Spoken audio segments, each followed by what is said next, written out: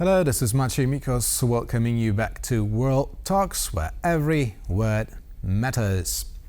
Polish-German intergovernmental consultations have come to an end. Despite previous announcements, Chancellor Olaf Scholz failed to announce a plan to compensate the still living survivors of the German Nazi crimes in occupied Poland during World War II. And to talk about Polish-German relations, we're joined by German historian Stephan Lehnstaedt, Professor for Holocaust Studies and Jewish Studies at Touro College in Berlin. Good afternoon. Good afternoon. Hello. So before we begin our discussion on current issues, I'd like us to listen to both Chancellor Scholz and Prime Minister Tusk. Let's give it a listen. Bekannt, wie die Rechtsposition der Bundesregierung dazu ist. When it comes to reparations, it is known what the position of the federal government is, but this changes nothing in terms of the fact that we want to take care of the ways in which we can improve the situation, and we are proposing measures here. These are our very own initiatives, because we believe that we have the responsibility, and everyone can rely on that. I am not in any way disappointed by this good gesture on the part of the Chancellor and the German government, because there is no gesture that can completely satisfy the Polish people. There is no amount of money that can compensate for all that happened during the Second World War. And on this point, there is no dispute between us. In legal terms, the problem of reparations has been described in treaties and government decisions, but there are different consequences and different conclusions that can be drawn about what these actually mean. For me, it is important that today I have heard statements and declarations which confirm the widespread conviction in Poland that the renunciation of reparations, forced by history, does not change the fact about which the Chancellor also spoke openly: the immense and tragic loss of life, property, and territory Poland suffered as a result of the German invasion. So if today we hear that Germany is ready to make decisions which can compensate those who were direct victims of the war, commemoration taking common responsibility for the security of the continent, and avoiding war in Europe, these are all steps and signals in the right direction. So why do you think both leaders, Tusk and Scholz, were unable to present a compensation plan during the meeting in Warsaw? Well, of course, we're talking about money here. So it's not the Chancellor to decide, but there is a federal budget that has to be decided by the German Bundestag. However, it was quite apparent that Scholz didn't make any concrete suggestions like giving numbers of any kind. And I think this is also due to the newness of these consultations in Warsaw. I mean, paused for like 6 years almost, since 2018.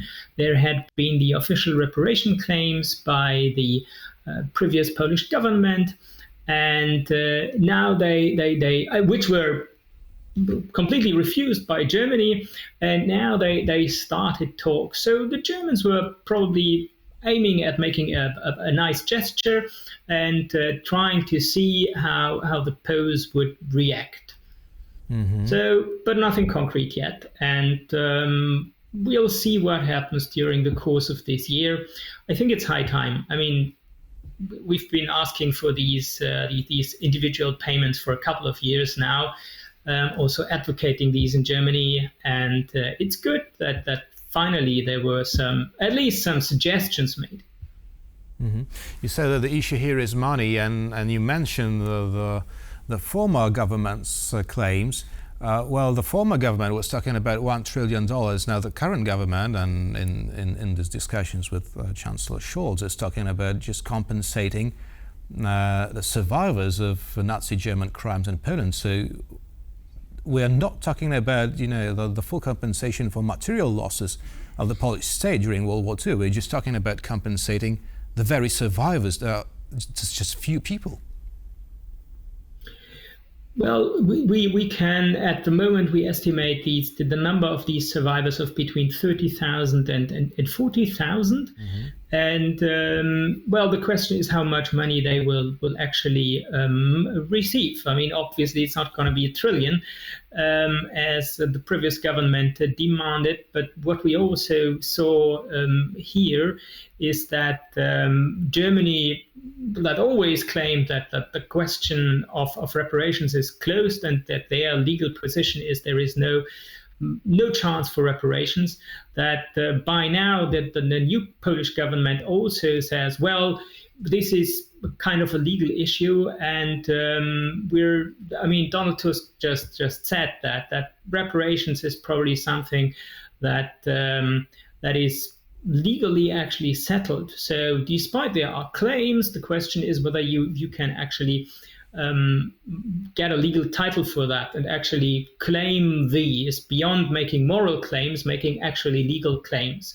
So what we see here is something that is symbolic, and both the Prime Minister and the Chancellor obviously said that in regard of the huge, gigantic German crimes during World War I, anything can only be symbolic, because the amount of suffering can never be adequately compensated. Mm-hmm. Now, from historians' perspective, from your perspective, apart from compensating the still living survivors, what should such a plan include? Because there were also some rumors about building a Polish-German house in Berlin, right? Well, I mean, this house, which will be a museum and a memorial, this is going to be built. So we have a decision by the German parliament. We have not yet funds allocated, but that's supposed to happen in fall this year. And then, well, we'll see how long it takes. But actually, they are preparing it. We have a very valid concept for that. So there is already a small staff working on it. So this is also going to happen.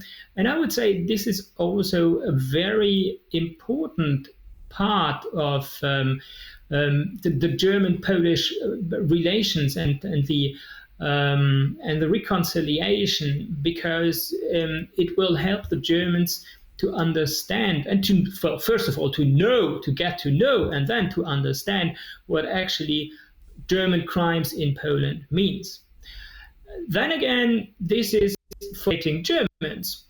On the other hand, there is those Polish survivors, and it's the year 2024, so the vast majority of survivors have already passed away.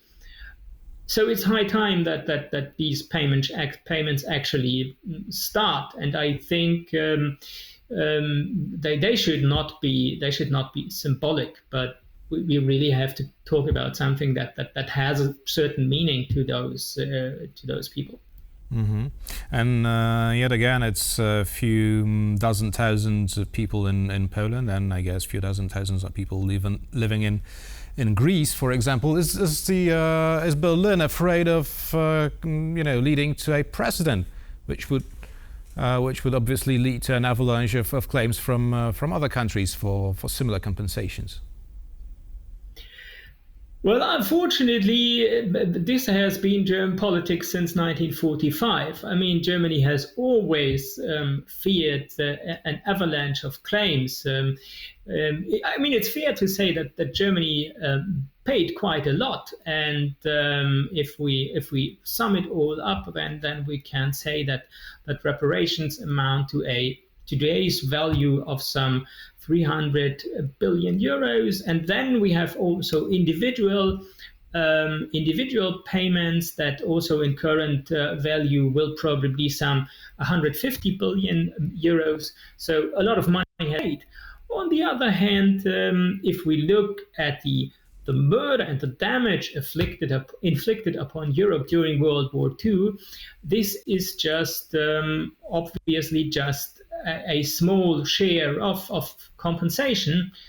Well, that's probably how wars are always always ended. I mean, we've never in history had a war where the victims received full compensation, and it's the Germans that didn't pay adequately, it's the Russians, the Soviets that didn't pay at all, and so on. I mean, we can continue this for the last 2,000 years. This is unfortunately something that never worked. I mean, the victims are dead, right? I mean, what could compensate them? It's just not possible. So it's a tragedy.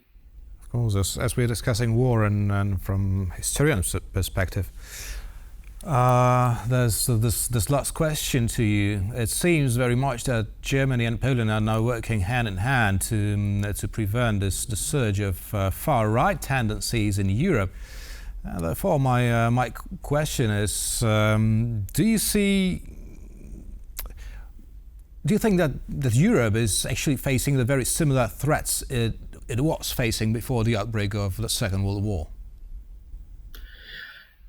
I'm not sure if they are really similar, but they are really severe, and we clearly have to say, I mean, there is a war going on in Ukraine, and it's Russia as the aggressor. We are facing an avalanche election in France. So what we really need is a unified Europe, or if France is not going to be part of this unified Europe anymore after the elections, then it's high time that we have a German-Polish tandem that is actually standing together and working together to face all the threats that we are currently seeing in Eastern Europe. And in a way, I mean, the situation is also fundamentally different, because we have the European Union and we have Germany and Poland as allies, and that obviously was not the case in 1939, where Germany was the aggressor and going to war with Poland. So this is a huge change, and or a huge difference, and I hope that this makes all the difference, and it means that there is no war coming. But again, I mean, we are facing the largest challenges and threats in the last 30 years since the downfall of communism. Right. There's one thing that never changes. It's Russia looking to change the world order. Historian Stephan Lehnstaedt, Professor for Holocaust Studies and Jewish Studies at Touro College Berlin, was a guest this afternoon. Thank you very much, Professor. Thank you. And thank you for watching. That is all for now, and stay with us for much more here on TVP World.